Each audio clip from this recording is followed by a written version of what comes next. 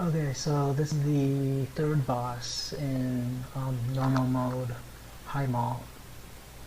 For this boss, it's going to be a little bit tricky than probably the other bosses so far.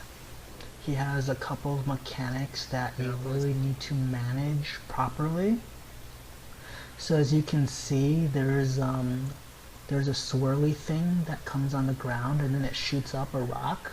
So you need to move away from that, like right there. And then he's also gonna do another ability called Gift of Earth, which does damage. It's a trail of gas. So what it does is that it starts from the butt of the boss and it follows wherever the person goes. You can see where the gas is gonna spawn. It has a little circle thing and then it's gonna spawn gas there. So that person needs to run away from the raid and not through the raid. Most groups are running the gas to the right, and then when there's a big swirly thing, it's called a earthly shard or something. It's a big swirly thing, not a little swirly thing. So the big swirly thing is gonna basically one-shot you, and it's gonna create a giant impassable rock that's gonna spawn in the ranged group. So you need to move. Most people will move to the left as a group and stay together. So once the first big boss is dead, he's gonna split into two little bosses, which are basically the same as him. They have the same abilities. And then for the first phase also, with the big boss, the ads spawn. You need to kill the ads as fast as possible. It's best to have ranged kill them, as the melee movement would probably reduce DPS. But if you need to melee to do it, you can bring those ads closer to the melee group. So then once the two big ads, oh, and then also I forgot that the big guy, Tectus, he also does a tectonic upheaval, which causes AoE raid damage. He does it when his energy bar hits 100. And then when that happens, he's just going to jump up and down. And then during this time, you have to kill him.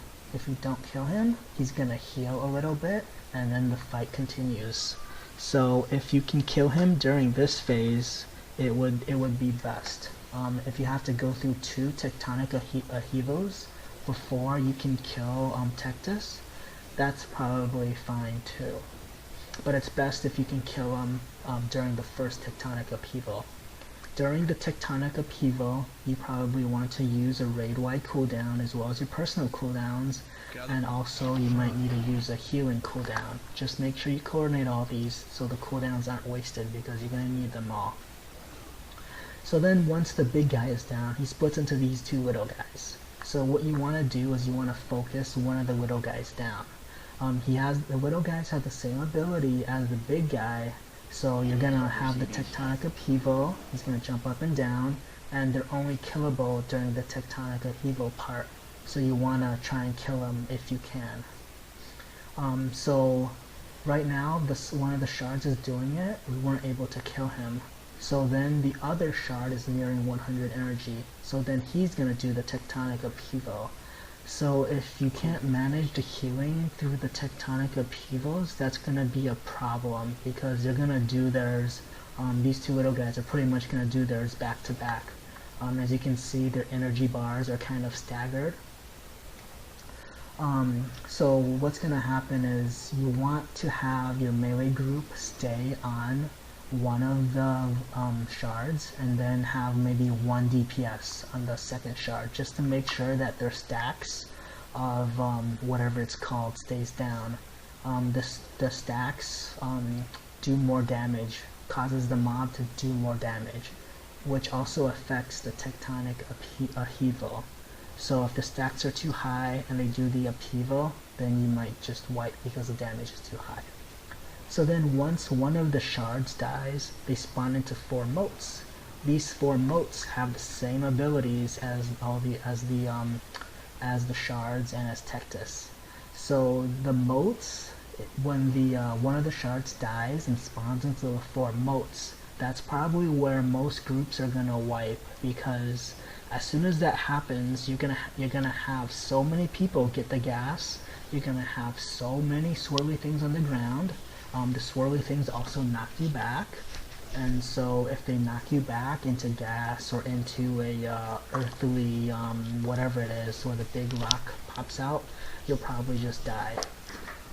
So you really need everyone to pay attention during this phase so that you're not you know, putting gas on raid members or something, and you're avoiding all the little all the earth shards and stuff. So if you can kill off the 4 motes, you want to kill off the 4 motes first before you kill off the other shard. And these 4 motes also have an energy bar, and they're also going to do tectonic upheaval. But the good news is that you can kill the motes anytime, whereas with Tectus and the shards, you could only kill them during the tectonic upheaval part. So you want to either AoE them down or burst them down one by one, however you want to do it. Just make sure that they die. And then you can run through gas like I did there if you need to get to your target. If running around is too big of a problem, then just run through. It does like 20k damage, which is, you know, not really a big deal. You just need to be smart about your decision making. Sometimes running through gas, running through fire, whatever, taking some damage is better than just staying idle or whatever. Just make sure that you're not low on health at the time. So then once the 4 motes die, you want to focus back onto the remaining shard. It's going to get easier as you kill off each mote. So the main difficulty is when there's 1 shard and 4 motes, because you're going to have so many people with gas, so many swirly things on the ground. It's going to get really, really hectic, and you just need to make sure you're paying attention to what you're doing. Maybe. So then once the last shard dies, the 4 motes will spawn. And then it's just the same thing over and over again. You want to kill off the motes, you want to just AoE them down or focus them one by one. A lot of people are still going to get the gas, so make sure you're paying attention. Run around to avoid the swirly stuff. See, like you can see in this video, it's pretty much you have to move, you have to DPS. You can't stand in DPS.